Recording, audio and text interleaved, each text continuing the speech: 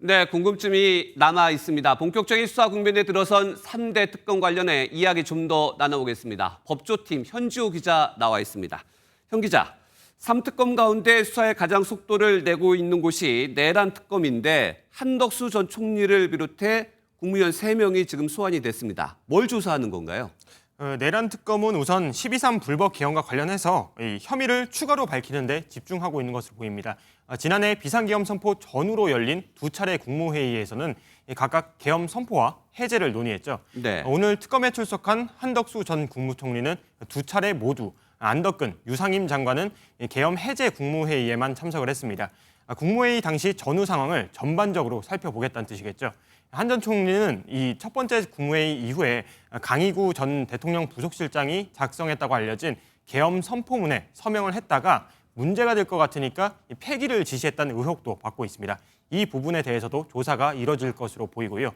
특검은 윤 전 대통령이 형식적인 국무회의를 열어 국무위원들의 심의권, 의결권을 침해했는지, 즉 직권남용 혐의를 살펴보고 있는 상황입니다. 네, 내란 특검이 내란뿐만 아니라 외환도 조사를 지금 하고 있잖아요. 어느 정도 진척이 됐습니까? 네, 내란 특검은 어제 국방과학연구소 관계자를 참고인 신분으로 불러서 조사를 했습니다. 네. 이 관계자는 드론작전사령부에 무인기를 납품하는 과정에서 이 실무를 담당했던 인물로 알려졌는데요.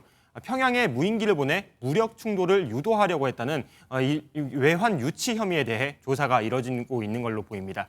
앞서 지난 28일 윤 전 대통령이 특검에 출석했을 때도 외환 혐의와 관련해 조사가 이뤄진 것으로 알려졌는데요. 특검이 내란과 외환 사건을 동시 진행하는 투트랙 전략으로 수사하고 있는 상황입니다.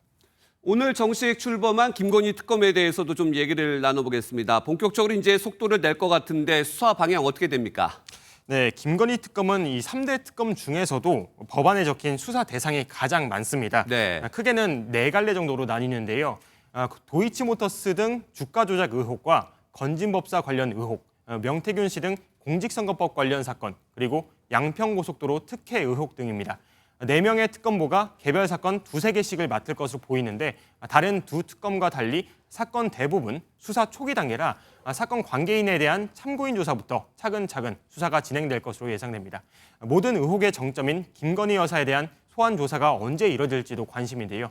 특검은 우선 김 여사에 대해 출국 금지 조치를 한 것으로 알려졌습니다. 네, 역시 오늘 또 출범한 순직 해병 특검. 오늘 임성근 전 사단장을 소환 조사했죠.